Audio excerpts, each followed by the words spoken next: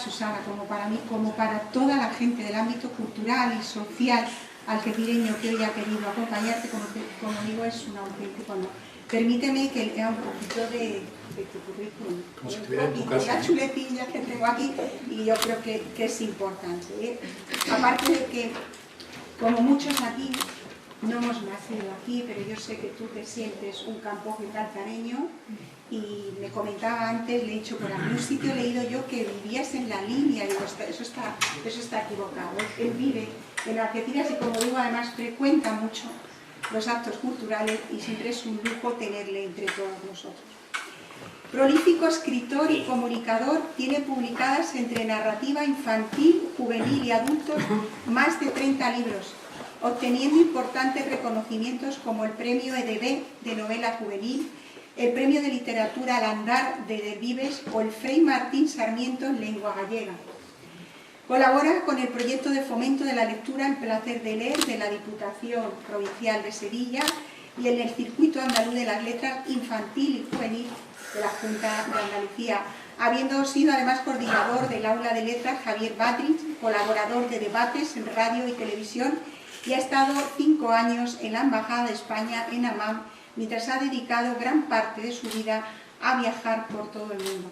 Eso le ha dado, por supuesto, mucho enriquecimiento, y así es como es Paco Díaz Valladares, que para mí, como digo, es un honor. Yo sin más le paso la palabra a Juan María.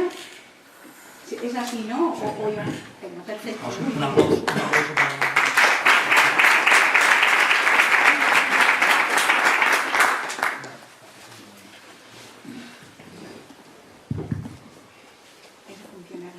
La lectura es un bello deporte, un gratificante hobby y un saludable ejercicio.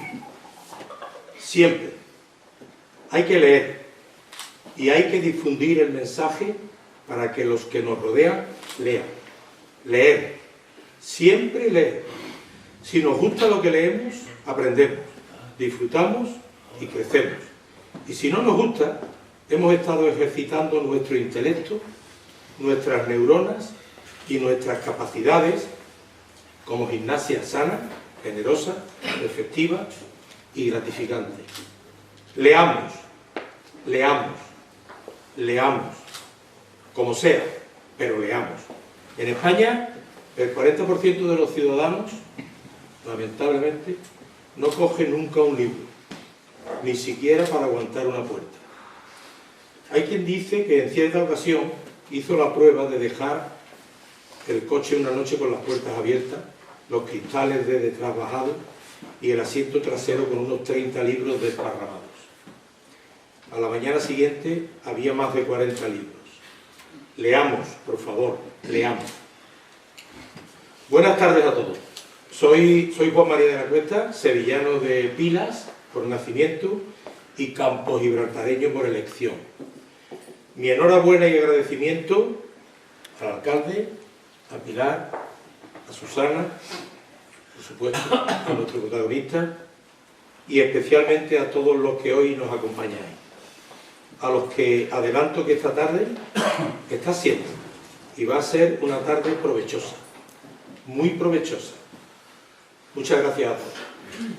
El círculo imperfecto se llama el libro. Como nos adelantaba recientemente José Ramón Mata en su reseña sobre este libro, se trata de una novela policíaca, un thriller con corrupciones urbanísticas, con enredo amoroso y con infidelidades matrimoniales dentro de unas relaciones familiares algo tóxicas. Un círculo es una figura geométrica delimitada por una circunferencia. El círculo, como todos sabemos, es lo de dentro. Un círculo es una figura geométrica delimitada por una circunferencia. Y una circunferencia es una curva cerrada cuyos puntos equidistan del centro. El guijarro lanzado al lago traza círculos concéntricos sobre la superficie y luego se hunde en las vías aguas. O sea, que al contrario del maravilloso libro de Gabriel García Márquez, La crónica de una muerte anunciada, que el propio título del libro te está anunciando lo que va a suceder. En este que hoy nos ocupa, El Círculo Imperfecto, el nombre del libro es un enigma. Círculo, circunferencia, trama, mundo, orden, imperfección. Este aroma etéreo que te embriaga cuando ves la portada te acompañará a lo largo de toda su lectura, guiándote y sorprendiéndote para mantenerte atento y motivado. En definitiva, para que vivas y disfrutes con las peripecias y desenlaces de este excelente relato literario. Gracias, Paco. ¿Quién estará detrás de las amenazas? ¿Quién enviará los malditos emails? En esta novela, en esta magnífica novela, se exalta el viento, el sol y el mar. También se exalta la mezquindad, la falsedad y las envidias al mismo tiempo. Nuestro protagonista no necesita presentación, pero ya la ha hecho brillantemente Pilar.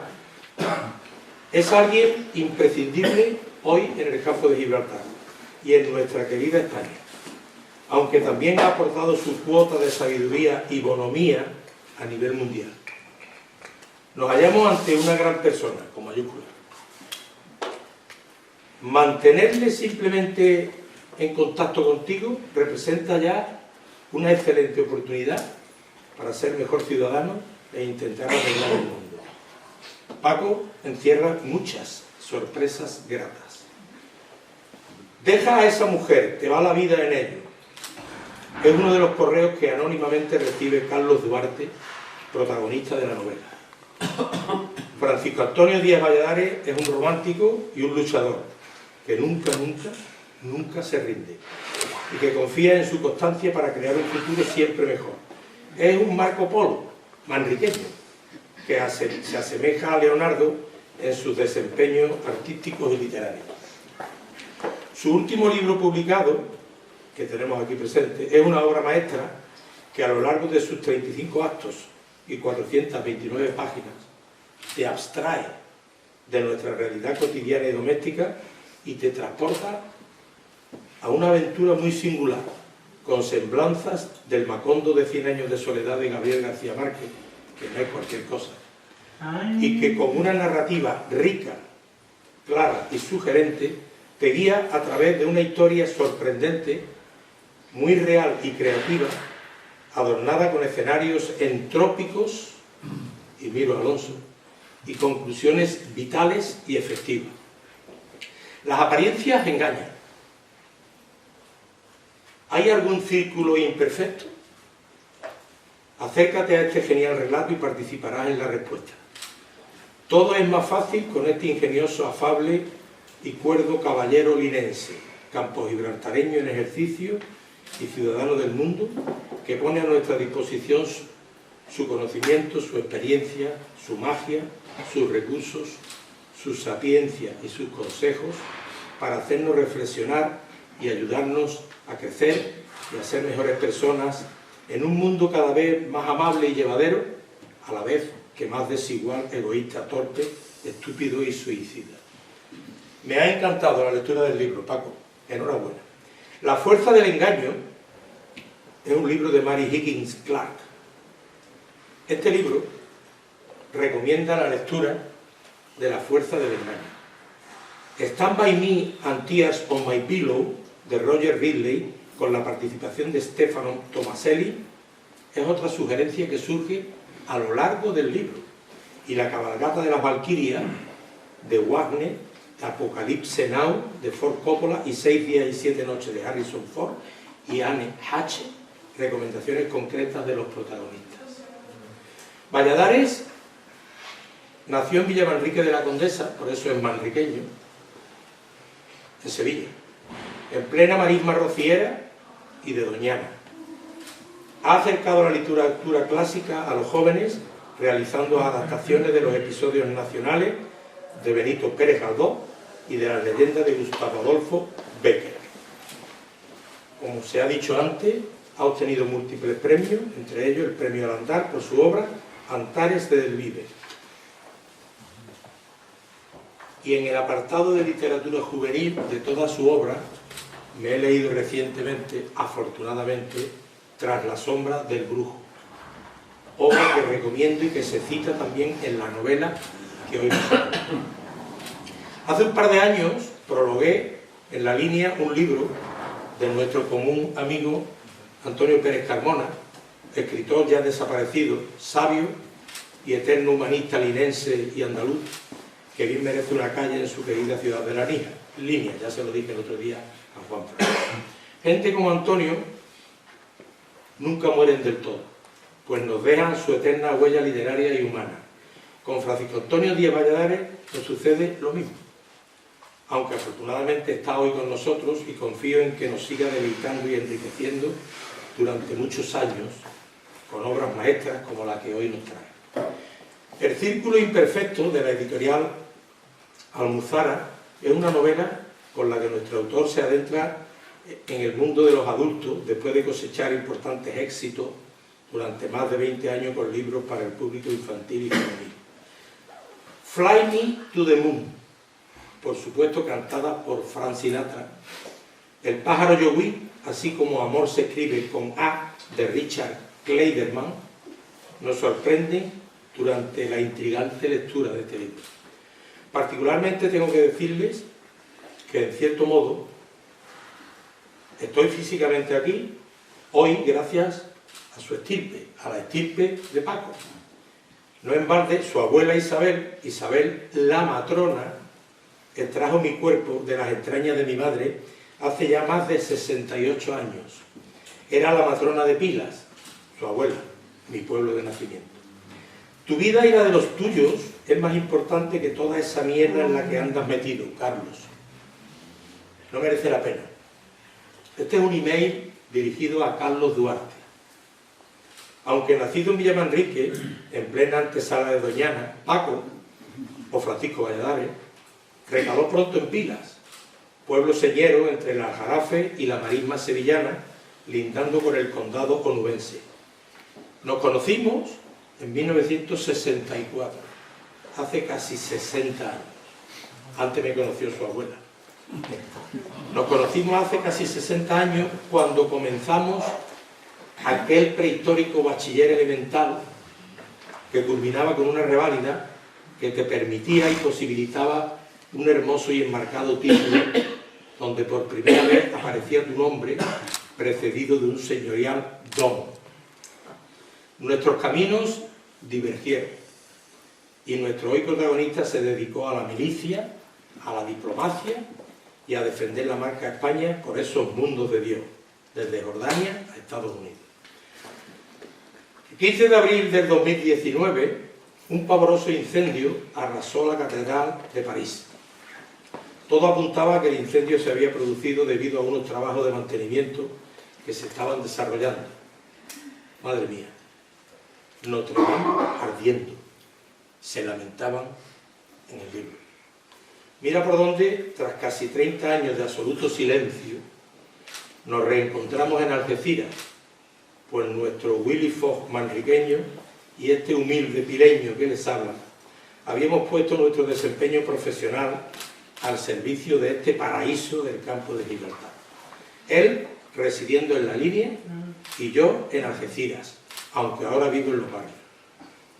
Sigues empeñado en continuar y estás cometiendo el error de tu vida. Por tu bien deberías marcharte de ahí. Paco Valladares es nuestro Vinci cosmopolita, aunque humilde en sus creencias, extremadamente ilustrado, humanista, romántico y comprometido con sus amigos, con su parroquia y con su futuro. Compañía Duarte y Larralde, estudio de arquitectura creado por Iñaki Larralde y su yerno Carlos Duarte. El caso Ospisa, corrupción urbanística. La amenaza de Ospisa apunta durante toda la novela a la cabeza de nuestro protagonista Carlos Duarte. Carlos Duarte, Martina Larralde e Inés. Inés, restauradora de la Catedral de Málaga y del Museo Picasso de esta misma ciudad. Cecilia Larralde, hermana de Martina. Lidia Duarte, hermana de Carlos y Millán Pancorbo, su marido. Todos están en el círculo. Nerea y Alex, hijos de Carlos y Martina. Mónica, amiga de Alex. Charo, secretaria de Carlos, que al final no cena. Nacho Andrade, inteligente y ambicioso aparejador, asalariado con aires de grandeza, y su padre Fermín, conserje del estudio de arquitectura. El abuelo Iñaki en Guecho. Miguel Noguera, detective. El detective Sabino Holgado Mesa. Sherlock Holmes. Holgado Mesa. Holmes. Su secretaria Mari Carmen, el juez Hidalgo o su amigo el inspector Alejo Mendoza, quien se preguntaba que por qué los muertos se parecían tanto, sin olvidar al inspector jefe, Agustín de la Serra. Mi infancia son recuerdos de un patio de Sevilla y un huerto claro donde madura el limonero. Ay, Machado, Machado. Le da un guiño a sus orígenes. Secretaria, la que escucha, escribe y calla. La que hizo de un despacho tu morada, casi esposa, buen soldado, enfermera y un poquito enamorada. Dedicada a Mari Carmen, secretaria de Sabino Holgado Mesa. Ya estoy terminando. Me invitó a una exposición de sus acuarelas hará 20 años, en La Línea. Y le compré una. Me regaló otra y pintó un retrato a mi mujer. Y se dedicó a la escritura. Como el que no quiere la cosa. Amigos comunes en Matalascañas propiciaban encuentros frecuentes, instantáneos, y avivaban nuestra relación casi sin buscarla. Dos frases para resaltar del libro. Cada uno de nosotros tiene un grupo de ángeles y otro de demonios dentro. Un arquitecto es un artista que tiene que desarrollar su creatividad. Nuestro protagonista, de creatividad va sobrado. El otro protagonista del libro es arquitecto. Todo lo anterior está extraído del texto.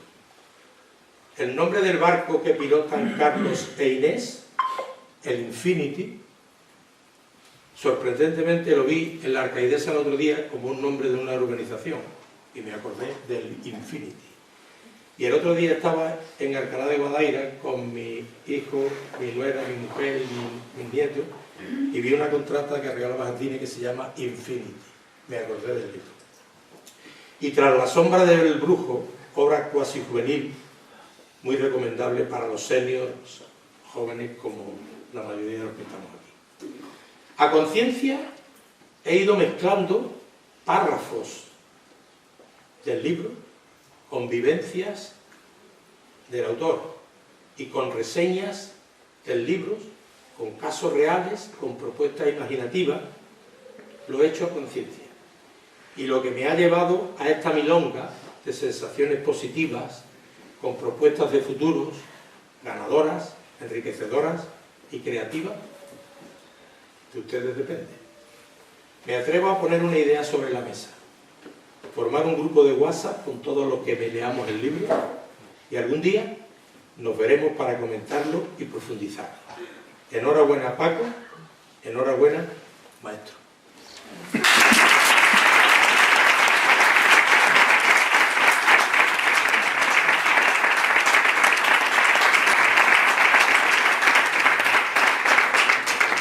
Buenas tardes. Yo no sé si callarme ya la boca y no decir más nada, porque con lo que acaba de decir este señor, yo creo que ya queda cumplido aquí la presentación de la norma, ¿no? Pero bueno, algo sí que voy a decir. En primer lugar, agradecerte a ti, bueno, al alcalde ya se lo he agradecido, a Susana y a su hermana, que me une con ellas muchísimas cosas. Y bueno, a todos los amigos que estáis aquí, os puedo pronunciar el nombre de cada uno. Destacar aquí al coronel Mas, que fue el jefe del sitio donde estamos ahora, el regimiento que estuvo aquí en su momento. El coronel Mas fue el jefe de esta unidad. Y bueno, podía mentaros, como digo, porque sois todos mis amigos, por lo cual me encuentro extraordinariamente bien.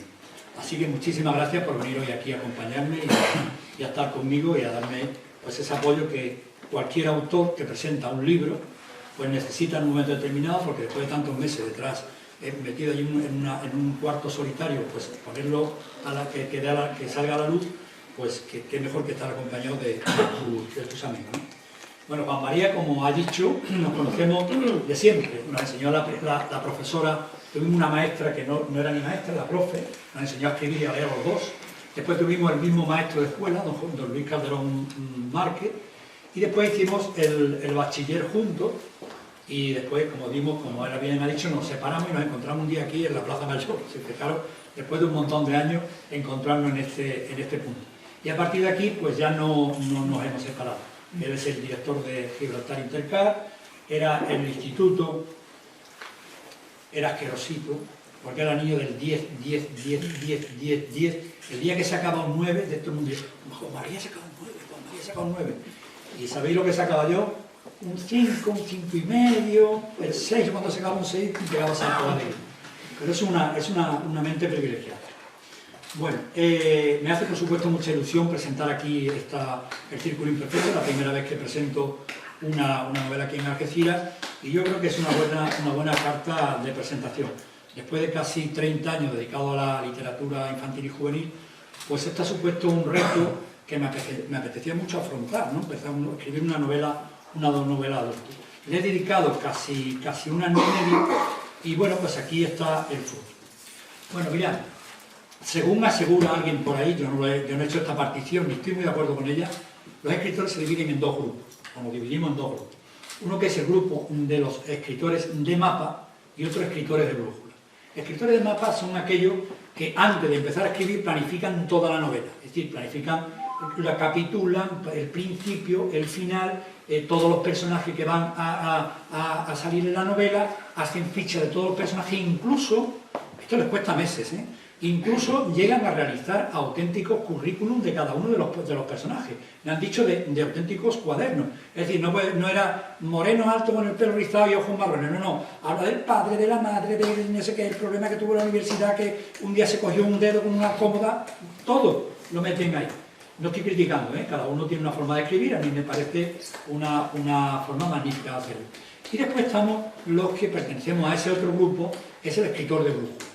El escritor de brújula tenemos al principio una idea abstracta, ¿no? Para poner un ejemplo más claro y que se pueda entender mejor, una de las novelas últimas que he escrito, me apeteció un día, voy a escribir sobre los esquimales, ¿no? Una novela que se desarrolla en el Polo Norte, a ver cómo la conjugo, sobre los inuits, ¿no? La cultura inuit. Eso está ahí.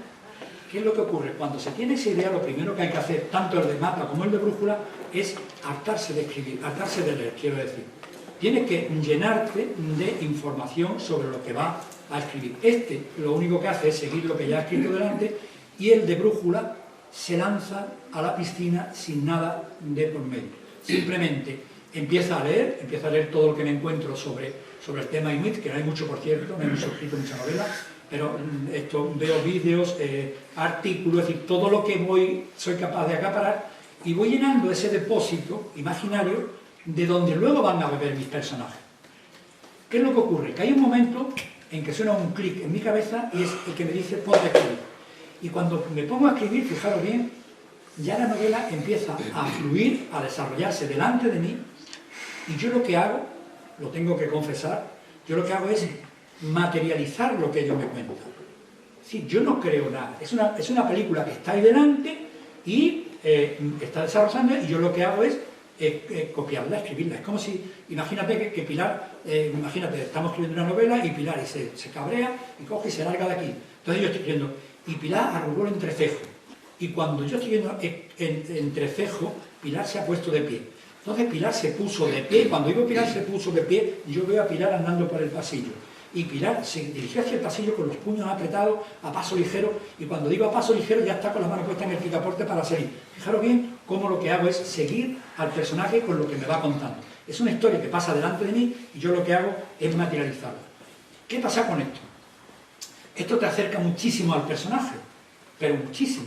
Y además te lo pasas muy bien o muy mal dependiendo de lo que esté ocurriendo ahí, porque vives una doble vida. Para que os hagáis una idea, ahora salió estos días en la prensa, lo que ha salido en la prensa, y Valladares, o Paco Valladares, lloró con el personaje cuando se murió, la cabecera de eso.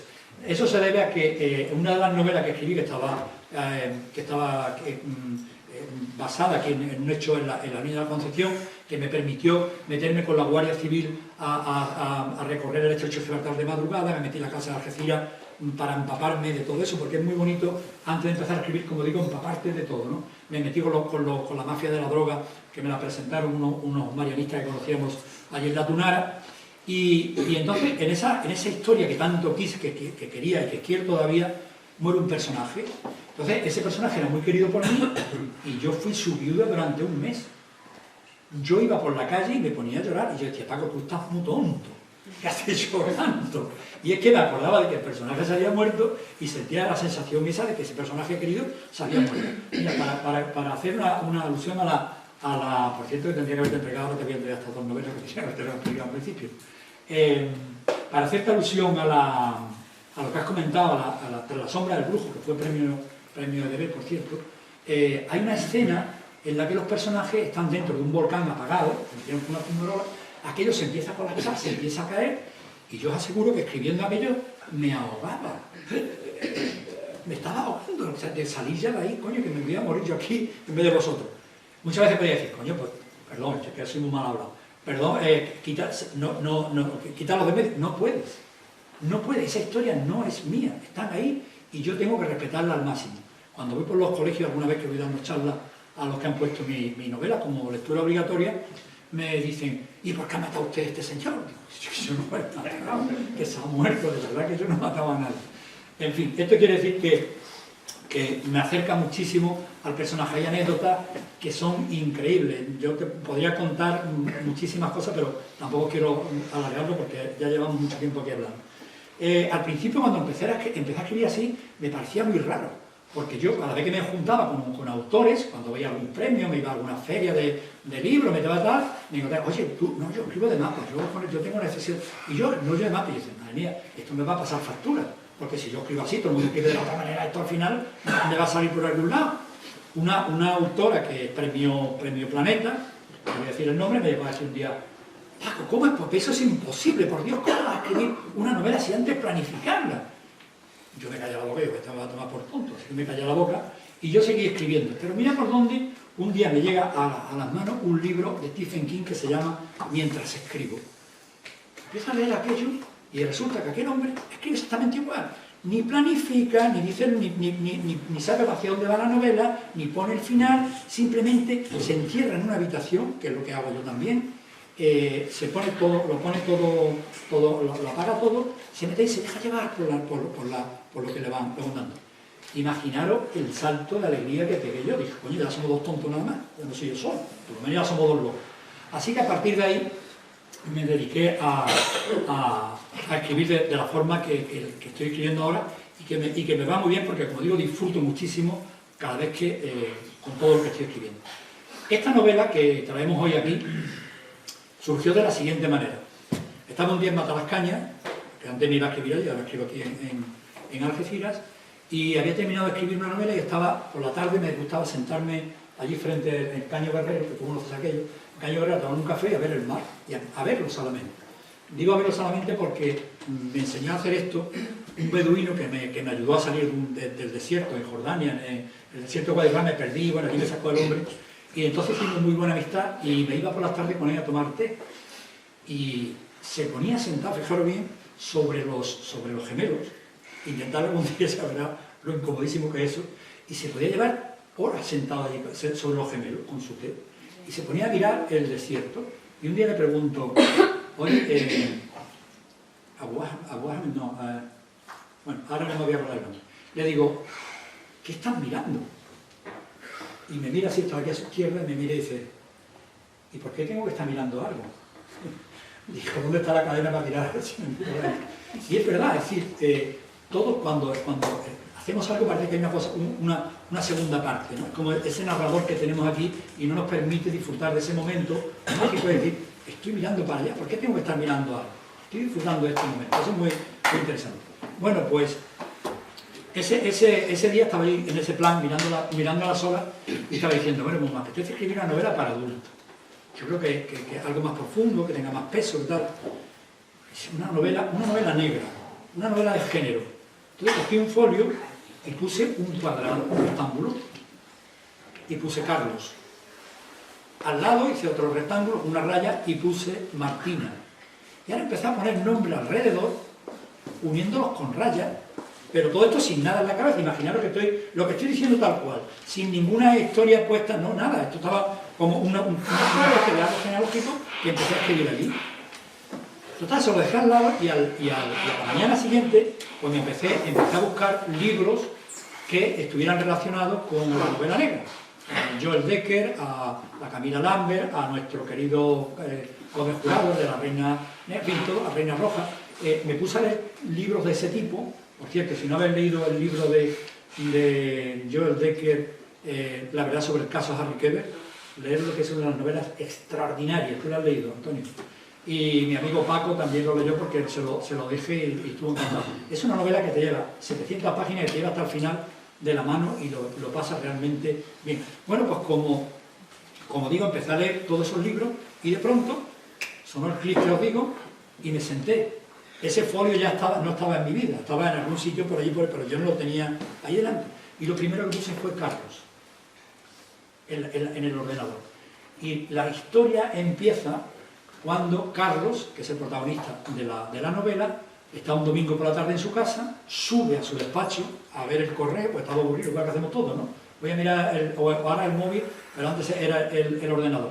Entonces empieza a ver los correos, no está contento con su trabajo, es arquitecto, pero no le gusta esa clase de trabajo. Y entonces abre un segundo correo, que es un correo secreto que mantiene con una mujer, con Inés, que es una chica que conoció en una exposición de pintura, y viven una especie de amor, pero no han tenido todavía ninguna relación física. Se escriben, se cuentan cosas, y está ahí esa relación todavía empezando. Pero aparece en ese correo, lo que ha hecho Juan María, un mensaje amenazando. No solamente lo amenazan de muerte, sino lo amenazan con sacar a la luz el caso Pisa. El caso Pisa es un hospital que él construyó, que hubo los cables, la especificación de los cables se cambiaron, salió ardiendo y murieron un montón de personas. Y entonces, como esa corrupción tan bonita que nos acompaña ahora siempre, que está todo tal, bueno, pues con mucho dinero del suelo, tenía mucho dinero, consiguió tapar aquello, pagando voluntades a un periodista, a un juez, tal, aquello se quedó en aguas de borraja y ahí estaba. Pero la espada de Damocles seguía sobre la cabeza de este señor. Así que cuando aparece amenazándola a alguien, imaginaros lo que le entra, ¿no? A partir de aquí la novela se va a una velocidad impresionante, ya no para. Hay una línea, una trama principal que va en este sentido, y después, conforme iba escribiendo, me di cuenta que iban saliendo tramas paralelas relacionadas con esta y además relacionadas entre ellas mismas. Y yo hubo un momento que me dije, ¿esto dónde vas? ¿Dónde va? ¿Dónde va a parar? Es más, Nono, el locutor de Canal Sur, me llamó, cuando se había leído 50 páginas, me hizo una entrevista a la radio, me dijo, Paco, esto se va a solucionar, esto es imposible, este lío se va a solucionar. Y yo digo, yo no lo voy a solucionar, Bueno, lo cierto es que aquello, cuando empezó a funcionar, yo empecé a pensar, digo, esto se estaba uniendo una bola tan gorda allí, que dije, esto no va a tener solución. Bueno, pues hay un cadáver, el primer cadáver que aparece en la novela, y a partir de aquí se junta todo, se monta todo en una sola línea narrativa. Y aparecen dos personajes que quien haya leído la novela, que son entrañables, la que lo lea, con ellos que son el Sabino Holgado y el Alejo Mendoza. Son unos policías y otros detectives, fueron compañeros. Estoy mordiéndome la lengua para no soltar nada que os vaya después a estropear la novela. Lo que quiero decir es que ellos se montan ahí una historia que son increíbles. Y además están estas dos secretarias que ha mencionado, la Maricana y Juana, que son de partirse de risa con ella. De verdad, yo me he reído con ella, porque claro, como digo, parece decir, es que tú lo has escrito, no, es que yo me lo cuentan. Hay historias que tengo escritas, concretamente, me voy a hacer un inciso ahora. Guille es una novela infantil, Guille es un petardo de estos, que es un niño de estos que es bueno de corazón, pero malo como el rabo del demonio, ¿no? Y entonces, os aseguro que yo me levantaba todas las mañanas un cuarto de hora antes, bueno, mi amiga Isabel lo ha leído, me levantaba un cuarto de hora todas las semanas antes a ver qué me decía Guille, porque era para mí impresionante. Bueno, pues como digo, esta historia se va desarrollando y estos dos personajes, estos dos policías y detectives son los que van a llevar hasta el final la historia, que van a desenredar parte de estos líos que he metido, porque durante la lectura se van desarrollando, se van solucionando entre ellos mismos. Eso, se van desarrollando, creo que se me va la boca. Disculpadme. Hace spoiler al final del libro. Entonces, bueno, pues yo creo que ya más o menos hemos hecho un esquema entre todos de la historia de la novela.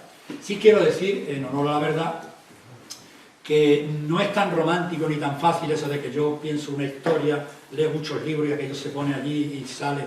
No, hace falta leer mucho, haber escrito, porque claro, cuando se empieza a escribir, no se escribe así. Todo el mundo me empezó escribiendo de mapa. O sea, antes de empezar la primera novela, todo el mundo la planifica, porque no tiene uno, como diría mi amigo Pablo Barrena, el músculo que hay debajo del pelo no lo tiene suficientemente desarrollado como para ser capaz de lanzarse a la piscina y empezar a escribir una historia porque te la cuenta. Sobre todo por algo que nos ocurre mucho a todos y a todas, me voy a poner en plan y a todas, y es que nunca escribimos para nosotros. Siempre hacemos las cosas pensando en una tercera persona. Cuando escribimos algo, cuando los chavales me preguntan ¿qué debo hacer para escribir? Digo, mira, escribe pensando que no lo va a leer nadie. Escribe pensando que no lo va a leer nadie, mete todas las patadas que tú quieras y escribe lo que te dé la gana. Deja que se desarrolle la creatividad y escribe así. Y cuando funcionan las cosas así, se hace... Bueno, digo esto, cuesta, después, una vez que se hay que leer muchísimo, haber leído no solamente leer una novela como la podemos leer los que nos sentamos, sino que leer estudiando un poco cómo se desarrolla, los personajes cómo funcionan, y después suena ese clic que me suena a mí, no sé si a los demás les sonará, que es cuando te empiezas a escribir. Y hay una segunda parte que te lleva y que tiene que hay que llevar a cabo después, cuando se escribe de esta forma, y es el de la corrección. Es importantísimo, ¿por qué? Porque yo escribo una novela, la primera novela que escribo solamente la leo yo, una vez que la he terminado la corto, la serrucho aquí con un serrucho, le pongo aquí cola blanca de carpintero, unos hilillos, lo digo por si alguna vez quiero hacerlo, y eso ya es un libro como este, ya no se suelta nunca jamás. Ese libro lo meto en el anaquel y ya no lo lee nadie. Y después me tengo que poner a corregir todo lo que está escrito, porque salen cosas, bueno, personajes que han resucitado, o sea, que está aquí escribiendo y dice, y Juan se levantó de la cama. Juan se levantó de la cama, se murió en el capítulo 2, que el tío despertado y se ha ido de aquí. Y me han ocurrido cosas extraordinarias. ¿Por qué ocurre esto? Porque estamos manejando la parte derecha, cuando se escribe así se está manejando la parte derecha del cerebro. La espacial, donde está todo, donde está lo importante de todo lo que tenemos, es ahí. Ahí, si alguna vez queréis buscar a Dios, buscarlo ahí, que está ahí en el infinito, no en este que es el concreto. Aquí es donde está, aquí sabemos leer, comer, escribir, todo por la parte izquierda, pero la parte derecha es la creativa. Ocurre muchas veces, la mayoría, que te terminas de escribir, lees, dices, madre mía, lo he escrito yo. Claro, no lo has escrito tú, porque la que está leyendo es esta parte de aquí y la que lo ha escrito es esta parte de aquí. Son sensaciones muy, muy curiosas. La más, y ya voy a terminar porque me gustaría ahora que gustemos y que esto sea un poco más entretenido, que sea más interactivo. Lo más curioso que me ha ocurrido en este tema fue una vez que estaba escribiendo sobre una carta que tenía que llevar el cartero a Pilar, ¿no? Entonces el narrador cuenta la historia, ¿no? Y el cartero llamó a la puerta. Bueno, señorita Pilar, sí, por favor, mire, le traigo una carta, firma aquí, por favor. Adiós, muchas gracias. ¿Tá? El cartero se marchó, eso lo contaba lo que cuenta el narrador para saber qué ha llegado esto. ¿Sabéis lo que pasó? Empieza a leer aquello y llegó el cartero. Buenos días, señorita Pilar, sí, sí. Buenos días, más algo. Adiós, adiós. El cartero se llamaba Antonio, tenía 2 hijos, Juan y María. Y el cartero había tomado vida por su cuenta, el tío Capullo, y me había empezado a escribir su historia, sin control mío. Eso me ha ocurrido una vez. Para que veáis hasta dónde se puede llegar cuando se maneja la parte derecha del cerebro y cuando se escribe así, para adelante, sin preocuparos de qué es lo que se está escribiendo. ¿Quién lo va a leer? Yo lo voy a leer y ya saldrá. Me acuerdo que una vez estaba en la línea pintando y llegó una señora y me dice, qué bonito, Paco, qué bonito tal. Digo, ¿tú quieres pintar? No, yo pintar, ya sabía. Cogí su lienzo allí en blanco, cogí la brocha, eché allí azul y rojo, me acuerdo, y le digo, mira, esto es lo que te va a salir morado. Mira, pinta. Que no, chiquillo, me vas a pintar. Digo, chiquilla, pinta, hombre. Total, se cabreó, empezó a pintar. Y me miró, digo, esa es tu pintura. Esa es tu pintura. El problema de cuando no se hacen las cosas para uno mismo es que uno que lo que quiere no es pintar, quiere que pinte y que además el otro te diga, oye, pues una bonita, aquí me ha quedado. ¿Entiendes? Esa es la diferencia. Así que cuando se actúa con la parte derecha del cerebro y se mete uno, se embarca uno sin miedo a lo que se está haciendo, salen cosas muy, muy interesantes. Lo que tengo que decir, y lo digo de corazón, que yo ni tengo un índice intelectual alto, ni soy nada, yo soy el que me conoce de toda la vida, pero que cuando busca, cuando escarba dentro de ti, aparecen cosas muy, muy, muy interesantes. Bueno, ya estoy hasta, ya no cuento más, ¿verdad que no? Muchísimas gracias, disculpad que pesado que soy muy pesado, y ahora cualquier cosa que queráis preguntarme, si sé lo contestaré, y si no, pues bueno, pues ahora sí os lo voy a decir, no tengo ni puñetera idea.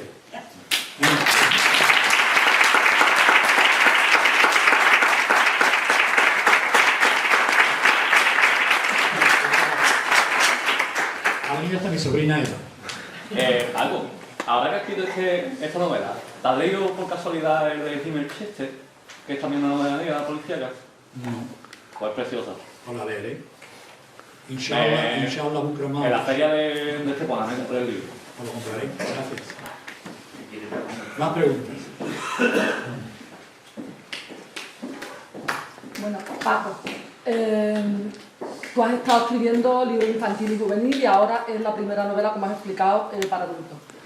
A la hora de dar ese paso, te lo pregunto sobre todo porque en mi caso estaría ocurriendo al revés.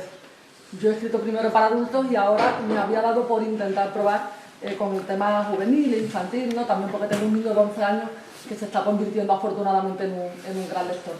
Entonces, esas claves, has hablado también de Juan Gómez Jurado, que también hizo el recorrido inverso al tuyo, él empezó novela para adultos y ahora está teniendo éxito con esa saga, ¿no?, de Amanda Black con su mujer, con Bárbara Monte, para juvenil sobre todo, ¿no?, infantil y juvenil.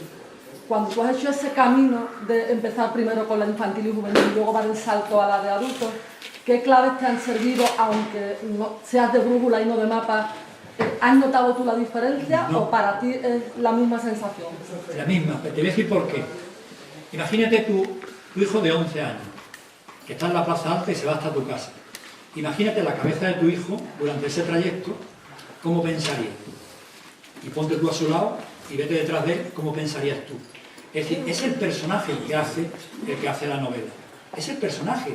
¿Por qué? Porque la idiosincrasia del personaje, la edad, eso es lo que te hace que una novela sea juvenil o adulta, o de adulto. De hecho, yo he adaptado La Barca del Mar, la he adaptado a Orillas del Mar, es una adaptación. Lo único que hace es quitarle peso específico o sea, profundidad a los personajes y hacerlo mucho más sutil, mucho más pensando en ello, más de aventura. Piensa cómo vería un niño, tu hijo, cómo vería una situación en la que tú quieras escribir, ¿vale?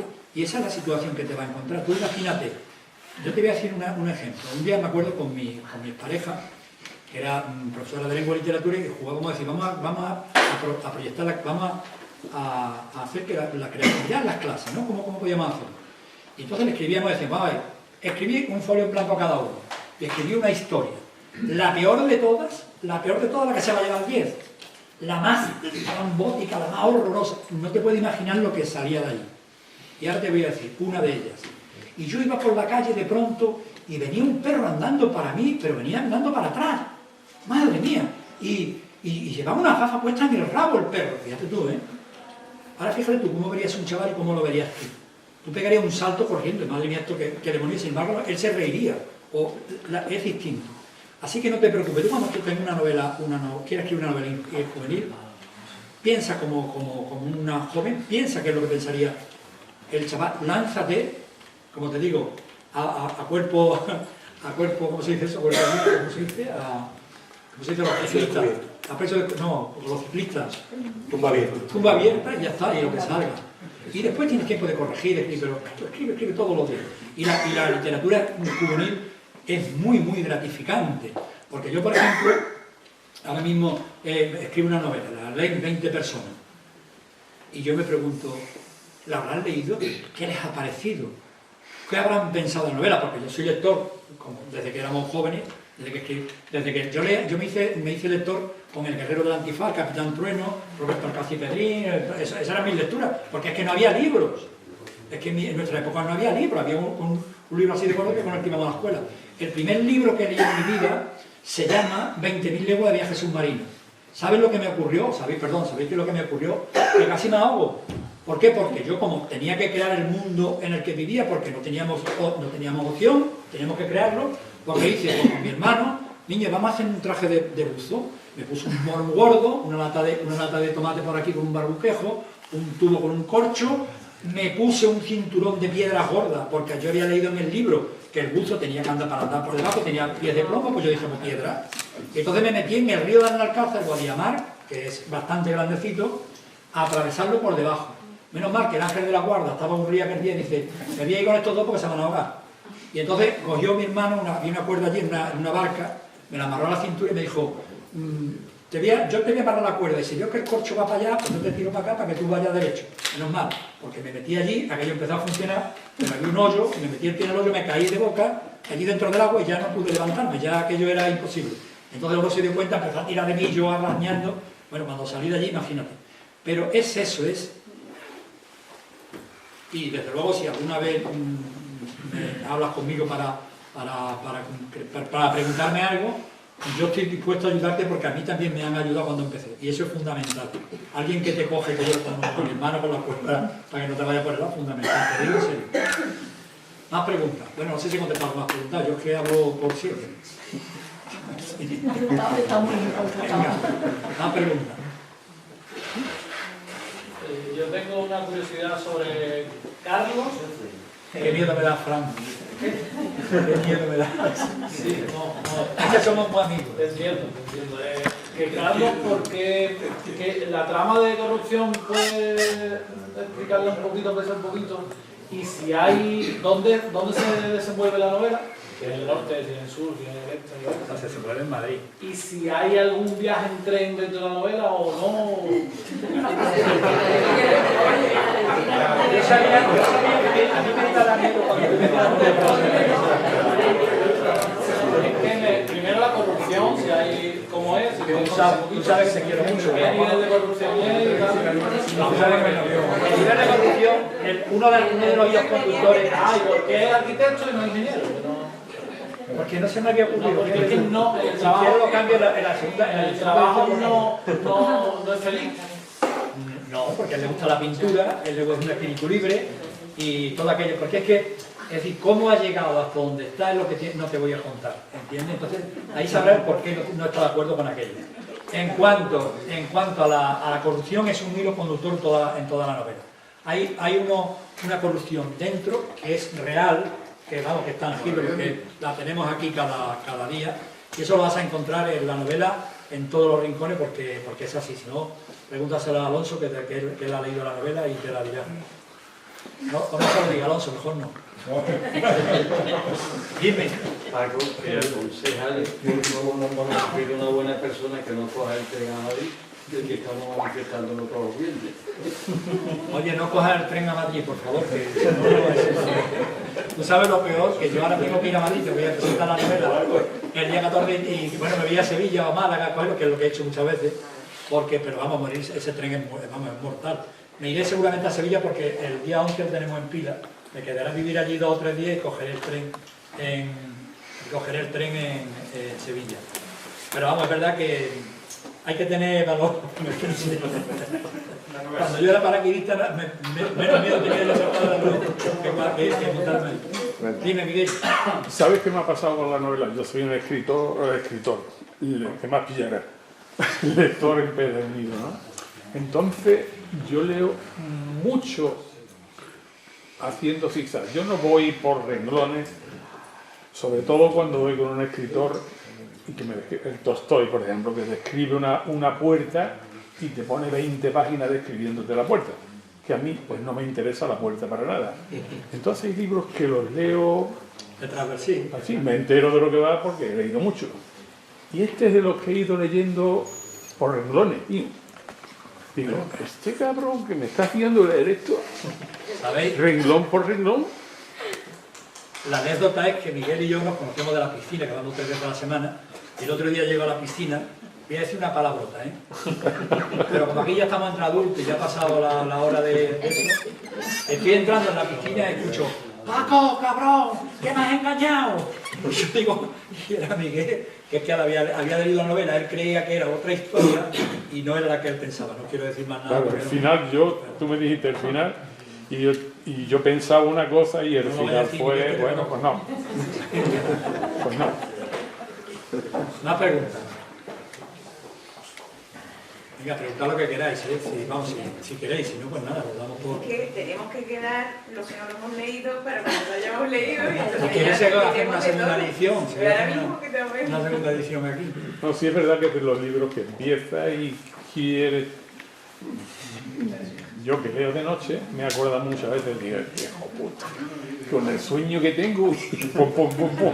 El típico libro que engancha y quiere saber claro, qué sigue porque quiere saber qué pasa, ¿no? Esa era la intención del principio. El principio de la intención era crear un libro, porque a mí me pasa igual, yo soy un gran lector, me gusta mucho leer, y entonces cuando cojo un libro que me enganche y me lleva hasta el final, es una gozada. Por eso decía el de Casos Harry Quever, que es precioso por eso, porque te mete en una trama que tú crees que va a ocurrir tal, pero no ocurre, es eso. Entonces con este libro he pretendido hacerlo y creo que lo conseguí. No, y además ha puesto los personajes justos. Esa literatura donde te ponen 20 personajes, que yo, no sé si a los demás le pasa, ya no me acuerdo quién era el padre o la madre o el tío del que era la saga, digamos. Yo pienso siempre que esos libros sí, son... yo soy bastante concreto escribiendo en este libro. Ahora que lo dice Miguel, en algunos que otros me ha ocurrido. Justo. Voy por la mitad y no me acuerdo por dónde empezar. A mí Este también tiene los personajes justito. Eso le pasa hasta al autor algunas veces. Eso le pasa hasta al autor algunas veces. No se acuerda de algo antes, ¿no? Oye, Pablo, yo quería preguntarte una cosa. Dime. ¿Cómo se te ocurre el título? El título, ¿cómo se te ocurre? El título es que un círculo imperfecto no existe, porque entonces no sería un círculo. Un círculo o es perfecto o no es círculo. Entonces es una contradicción. Entonces pensé, ese círculo que se establece ahí, tiene ese círculo en el sentido figurado entre los personajes, si ha observado, me di cuenta y hay que ver que esto no engancha ninguno con ninguno y parece que todo forma un círculo, pero aquí nadie se casa con nadie, o sea, todo el mundo va de forma distinta. Por eso se me ocurrió el círculo perfecto. Normalmente yo a las novelas no le pongo título, le pongo el día del tren, y después conforme va avanzando, igual que a los nombres de los personajes, aquí sí, pero normalmente los nombres de los personajes le pongo Pepe, Luis, Juan, María, José, el primero que se me aparece por la cabeza. Y conforme se desarrolla la novela, la historia, y el personaje va cobrando entidad, entonces ya le busco en internet, le busco un personaje que le dé peso. Si tú buscas y dices, por ejemplo, Odón, es un tío, ¿verdad?, con una dama, dice Pedro tiene mucha fuerza, ¿no? Martina también es una persona con mucha... Pues eso es lo que hago. Y el título lo que hago muchas veces, no sé si alguna vez a vosotros lo he preguntado, pero normalmente a mis amigos digo, oye, ¿esto cómo pondrías tú aquí? Entre todos construimos, escribimos el título. Pero muchas veces te sale, muchas veces la hija del esquimal, esa que he escrito ahora, que está en el premio. Bueno, pues tengo una que se llama la hija del Ballet, que funciona muy bien y ya por la 15ª edición. Y bueno, pues vamos a escribir una de las hijas del esquimal y ahora voy a escribir otra hija por ahí que me encuentre, por ahí perdida, huérfana, y la voy a meter también en una novela. Más cosas. La próxima obra que sé que estás haciendo. Ah, bueno, sí, estoy viendo una... ¿Cuándo? Mira, para que veáis, cuando os aburráis, levantad la mano y nos vamos todos, que yo luego estoy aquí hablando y podemos repasar los reyes por ahí. Sí, en serio. Para que veáis lo que es el tema de la corrección. El año pasado me pagó el Ministerio de Educación, de Cultura, me pagó una beca para escribir en Coimbra, que suele salir una vez al año, te lo digo a ti por si te interesa. Para escritores que quieran escribir una historia en el extranjero, al sitio donde tú quieras. Entonces yo tenía un tema que se me pasó por la cabeza, el tema de los templarios, con Felipe IV, que en el año 1307 que expulsó, que capturó a todos los templarios. Ahí viene lo del viernes 13, ¿no? La maldición esa, el viernes 13 de octubre, capturó a todos los templarios para robarle el oro, porque lo necesitaba, porque tenía las arcas más vacías que mis bolsillos. Entonces, ellos, que ya eran muy listos y tenían muchísimo, cogieron, eso está documentado, se llevaron todo a Dijon, y de Dijon cogieron una caravana y se fueron hasta La Rochelle, y allí embarcaron en 14 carabelas repletas de oro. Eso está documentado, no me lo estoy inventando. Bueno, pues ahí partieron y no se sabe dónde fueron a parar ese tesoro. Yo estoy convencido, y otros autores más, de que fue hasta Portugal. Bueno, pues he hecho una novela en la que va dos líneas narrativas, una que va en el presente, en la que muere el marqués de Villamar y Montoro, en la época actual, y el segundo capítulo pues, aparece en el 1307, cuando esa caravana se empieza a mover desde Dijon hasta La Rochelle, y bueno, hay una serie de historias muy interesantes, por lo menos para mí. Bueno, pues, para documentarme ahí, han pasado por mis manos, sin exagerar, ahí está la bibliografía, han pasado como unas 100 libros. No me los he leído todos, porque algunos los lee de forma transversal y va buscando, oye, pues a ver qué es lo que pone aquí. Pero si supierais lo que es tener en las manos escritos del medievo, o sea, libros del medievo, eso que cuando pasa la página cruje, eso es tremendo, es una sensación, me tengo los pelos ahora mismo como escarpe. Te meten en un cuarto de reservado, hay una señora allí todo el día mirándote, pues lo que haces tú, no puedes utilizar nada más que lápiz, ya no puede haber líquidos ninguno, guantes, pero estuve haciendo ya digo, 100 años. Y antes de irme, me fui en septiembre, me leí de los templarios pues como una veintena de libros seguro, eso sí que me los leí, porque de los templarios hay todo lo que quiera y más. Bueno, pues terminé de escribirla en diciembre y voy por el capítulo 36, estamos casi en diciembre, corrigiendo, para que veáis lo que es escribir así, y después la corrección. Yo disfruto mucho con las correcciones porque me hace releer, reescribir, ajustar todo lo que me parece que debo de ajustar, pero para que veáis lo que es las correcciones. Ese libro se va a llamar El secreto del último templario, y a mí me gusta muchísimo también. ¿Para cuándo, Paco? Eso ya habrá que hablar con la editorial, a ver cuándo lo quieran. Es que el tema de la literatura es que escribes una novela y parece que mañana la vas a publicar. Y resulta que si ya eres un escritor que tenga un bagaje, que yo lo tengo, gracias a Dios, y a mí me publican las editoriales, tanto Bruño, SM, Edelweiss, EDB y Algar, bueno, y ahora esta, solo con me publican porque sabe que los libros míos, bueno, les gustan. Entonces, si yo mando un libro en octubre, o sea, ahora mismo, yo mando un libro ahora, y ese libro no se publica hasta 2025, si lo van a publicar, porque las editoriales cierran el cupo de publicación en septiembre. ¿Me entiendes? Eso es con una persona que digo que ya publique. Así que los que se ponen a mandar libros para ver si publican o no, eso imagínate el recorrido. Esta novela puede tener 3 años o quizás más, esta novela. Pero a mí no me preocupa, porque a mí lo que me gusta es escribir, yo escribo y las voy mandando y se van publicando. Gracias a Dios publico todos los años un par de ellas, pero que no se escribe una novela. Entonces, esta que, perdona, que es que se me ha ido la olla.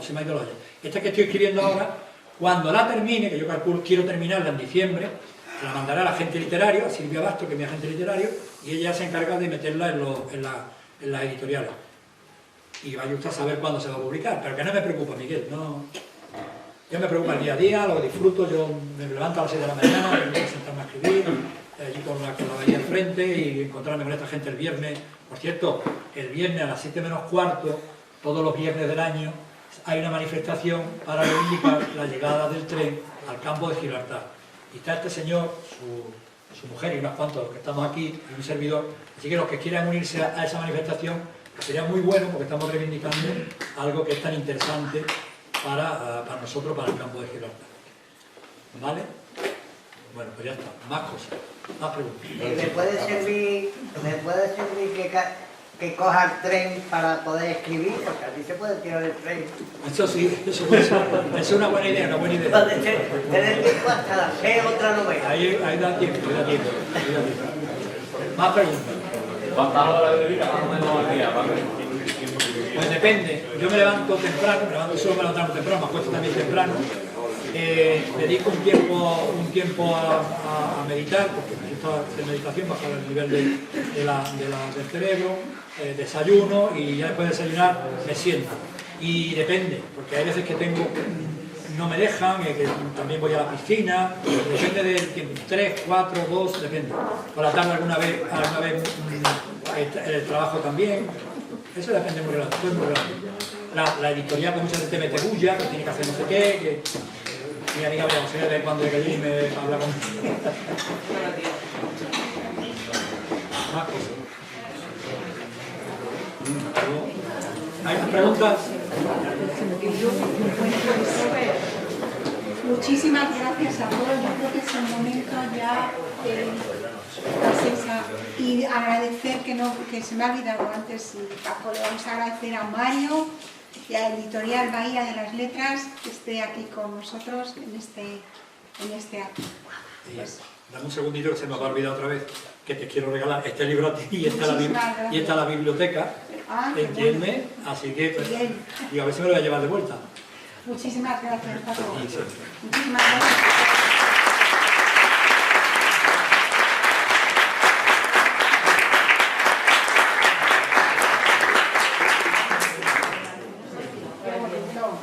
Sí.